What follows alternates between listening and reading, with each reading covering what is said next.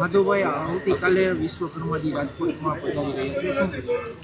ભારતીય જનતા પાર્ટીના નવનિયુક્ત યશસ્વી અધ્યક્ષ આદરણીય જગદીશભાઈ વિશ્વકર્મા સાહેબ સૌરાષ્ટ્રના પ્રમુખ બન્યા પછી પ્રથમ વખત પ્રવાસે આવે છે અને એમાં રાજકોટથી એમનો પ્રવાસ શરૂ થવા જઈ રહ્યો હોય ત્યારે રાજકોટના તમામ કાર્યકર્તાઓમાં ઉત્સાહ થનગની રહ્યો હોય એ સ્વાભાવિક છે.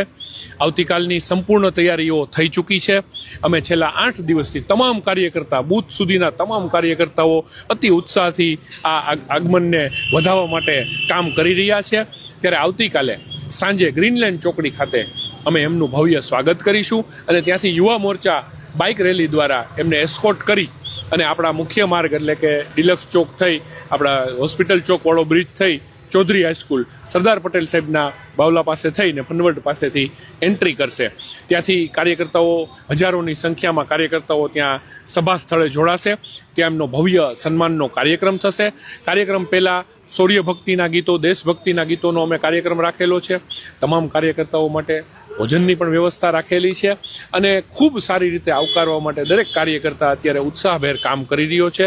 એનો હું રાજીપો વ્યક્ત કરું છું.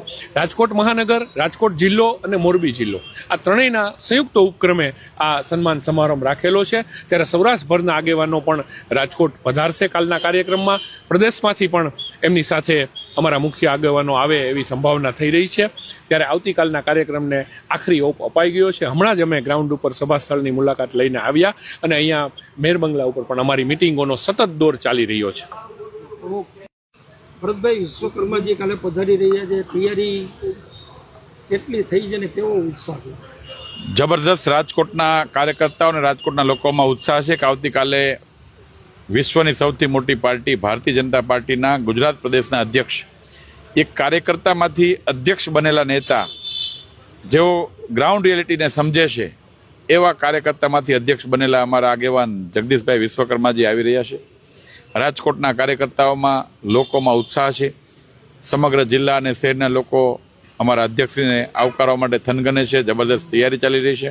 કાલે હજારોની સંખ્યામાં કાર્યકર્તાઓ જગદીશભાઈનું જબરદસ્ત સન્માન કરવાના છે અને હું માનું છું કે નવું નેતૃત્વ અને નવી ઉર્જા સાથે ભારતીય જનતા પાર્ટી આવનારા દિવસોમાં લોકોની સુખાકારી માટે, લોકોની અપેક્ષાઓ પૂરી કરવા માટે લોકોની વચ્ચે ઉતરી રહી છે. ત્યારે આવતીકાલે અમારા અધ્યક્ષનું સન્માન એ રાજકોટવાસીઓ માટે ગૌરવભરી ક્ષણ હશે અને હું સૌ રાજકોટવાસીઓને વિનંતી કરું છું કે આવો આપ સૌ પધારો.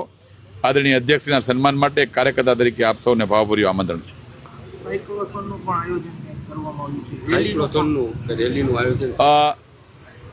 એરપોર્ટ પરથી આવશે એટલે રાજકોટ જિલ્લાની લગભગ 300-400 4 વ્હીલ ગાડીઓ દ્વારા આદરણીય અધ્યક્ષશ્રીને રેલીના સ્વરૂપમાં રાજકોટ તરફ લઈ આવવામાં આવશે. રાજકોટના ગ્રીનલેન્ડ ચોકડીમાં રાજકોટ મહાનગરના યુવા મોરચાના યુવા કાર્યકર્તાઓ લગભગ 1500 જેટલા યુવા કાર્યકર્તાઓ બાઇક લઈને આદરણીય અધ્યક્ષશ્રીને સન્માન કરવા માટે આવવાના છે. એટલે આગળ બાઇક, વચ્ચે અધ્યક્ષશ્રીનો કાફલો અને કાર રેલી સાથે રેસકોર્સના ગ્રાઉન્ડમાં પધારશે.